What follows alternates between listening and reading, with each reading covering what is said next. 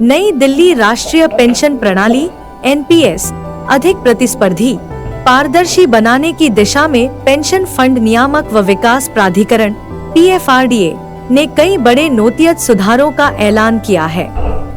इन सुधारों से बैंकों, अनुसूचित वाणिज्यिक (एससीबी) को अब स्वतंत्र रूप से पेंशन फंड स्थापित कर पेंशन परिसंपत्तियों को स्वतंत्र तरीके से प्रबंधन करने की छूट मिल गई है। वित्त मंत्रालय का कहना है कि इससे पेंशन सेक्टर में प्रतिस्पर्धा बढ़ेगी।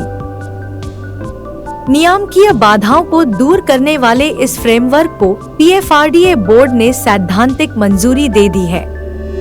नए नियमों के तहत नेटवर्थ, बाजार पूंजीकरण और आरबीआई के प्रूडेंशियल मानकों पर आधारित पात्रता मानदंडों को पूरा करने पर ही पेंशन फंड स्पॉन्सर बनने की अनुमति बैंकों को दी जाएगी।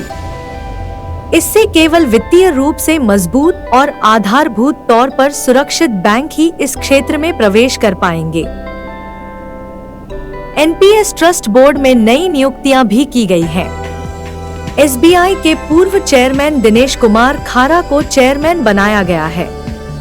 खारा की नियुक्ति को पूरे पेंशन सिस्टम में गवर्नेंस की स्थिति को बेहतर बनाने के लिए महत्वपूर्ण माना जा रहा है। पीएफआरडीए ने 1 अप्रैल 2026 से निवेश प्रबंधन शुल्क की नई स्लैब आधारित व्यवस्था लागू करने का फैसला किया है। सरकारी क्षेत्र के सब्सक्राइबर को वृद्धावस्था में मजबूत आय सुरक्षा मिलेगी। एमपीएस में कोई स्थायी रिटर्न का इंतजाम नहीं होता, बल्कि यह ग्राहकों की तरफ से पसंद किए गए विकल्पों के आधार पर तय होता है। शेयर में निवेश का विकल्प चुने पर ज्यादा रिटर्न मिलने की संभावना है, लेकिन यहाँ जोखिम भी होता है।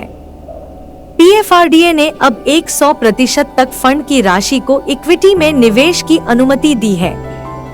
सरकारी 22, कारपोरेट 22 आदि कम जोखिम वाले भी विकल्प हैं।